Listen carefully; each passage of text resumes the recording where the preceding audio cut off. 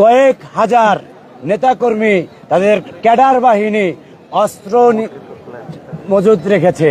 আপনাদের কাছে অভিযোগ দিলাম, আপনারা সত্যতা যাচাই করুন। তাছাড়া আপনারা জানেন যে আমাদের এই যে নির্বাচন একবার পিছানো হয়েছে, ভোটার সংখ্যা কম, আমাদের বেশিরভাগ স্টুডেন্ট কিন্তু বাড়ি চলে গিয়েছিল।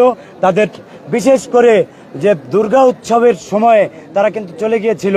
আমাদের হিন্দু ভাই বোনেরা, সনাতনী ভাই বোনেরা, তাদের ভয় ছিল যে সনাতনী ধর্মের ভোট তারা পাবে না। গতকাল রাত থেকে তারা বিভিন্ন মেসে, বিভিন্ন হোস্টেলে গিয়ে গিয়ে সনাতনী ভাই বোনদেরকে হুমকি দিয়ে এসেছে, তাদেরকে ভোট প্রদানে নিরুৎসাহিত করে এসেছে। যদি সনাতনী কেউ ভোট দিতে আসে তাহলে তাদেরকে হুমকি এসেছে, তাদের একাডেমিক লাইফ হুমকিতে পড়বে। তাছাড়া ভুয়া সাংবাদিক সেজে ক্যাম্পাসে অনেকে অবস্থান করছে, প্রশাসনের কাছ থেকে ভুয়ো কার্ড নিয়ে। তাদের কোনো আসল অরিজিনাল সাংবাদিক বা প্রেস কোনো কার্ড নেই, প্রশাসনের কাছ থেকে ভুয়ো কার্ড নিয়েছে।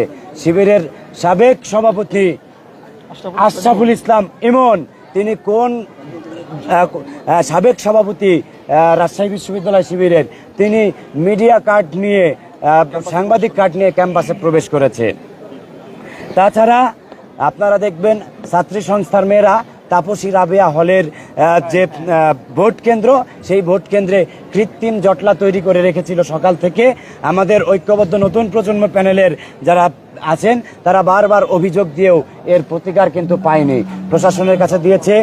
এবং আপনারা জানেন রোভার স্কাউট নামের বা বিভিন্ন যে স্বেচ্ছাসেবী সংগঠন, তারাও কিন্তু শিবিরের হয়ে ভোট চাচ্ছে ভোটারদের কাছে। দুইজন এর মধ্যে কিন্তু কয়েকজন প্রমাণ সাপেক্ষে আমরা ধরিয়ে দিয়েছি, যার কারণে তাদেরকে কিন্তু দায়িত্ব থেকে অব্যাহতি দেওয়া হয়েছে।